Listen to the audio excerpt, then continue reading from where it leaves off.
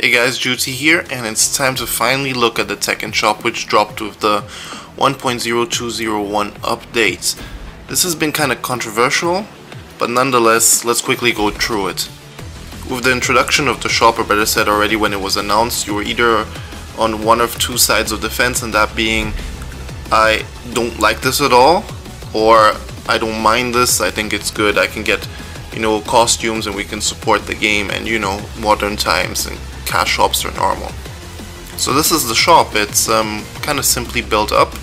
I actually like that they kept it simple, and there's not actually that much to buy. There's a mixture out of free stuff, which isn't really all that great, but free is free, and of course stuff for premium Tekken currency with the Tekken coins, 400 Tekken coins a pop, which translates roughly to £4 here for my account, or $5 or €5 depending on your region.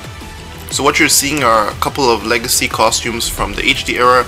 Yeah, the other costumes are also in there because they were already made for Tekken 7, and now they've just been all given a bit of spit and polish and brought over here. And what you're seeing with Xiaoyu 2 is that you get an alternative hairdo. Same thing is going to be expected, of course, with Nina's costume, her biker costume. Then she's going to have her OG hairstyle, her ponytail, which I personally think is not okay to pay for. It should have been in the game. Of course, we get stuff for the avatar too, new costumes and emotes and some effects. Personally, I'm not interested in this, but I'm sure a couple of people are. That's why it's in the game. And we also get the free stuff with the Tekken anniversary t-shirts. I guess it's nice, it's a nice gesture. I'm not going to be using these, but free is free, right? So what's so controversial about the store? Well, for one, Tekken is like one of the last fighting games to implement this into their franchise. Others have already done this long since, and it's kind of controversial, like when Tekken introduced DLC characters and season passes with Tekken 7. So of course there's going to be a whole lot of backlash. My personal problem is, for one, that this was hidden from us at launch, and of course customization feels a bit limited because of course they're going to sell us some stuff back. But my major gripe, and I think this shouldn't have been necessary, is that they implemented a premium currency.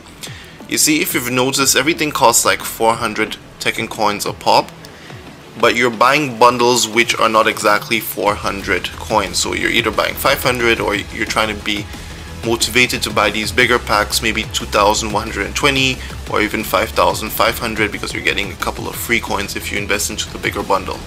So for one, because you're not actually seeing the monetary value all the time, it doesn't seem as big as a deal to you as if you notice that you're paying like $5 or $10 for a skin.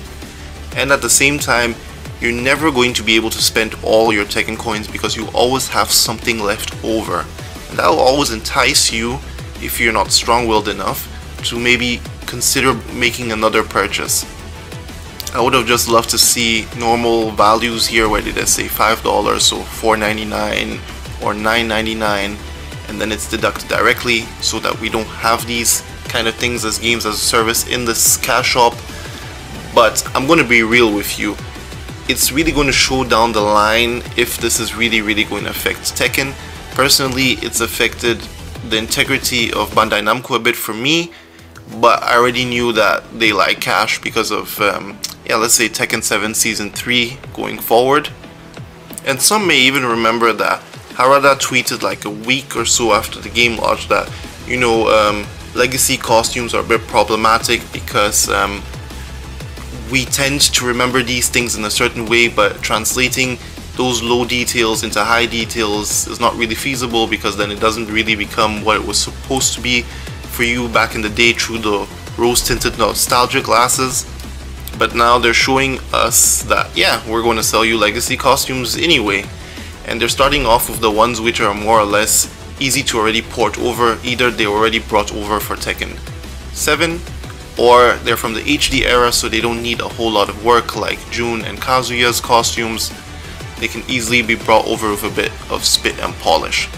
I have to be honest with you guys though, if I find a legacy costume or just like a unique costume I really like for a character I'm currently playing, I would wait for a discount and then actually purchase it.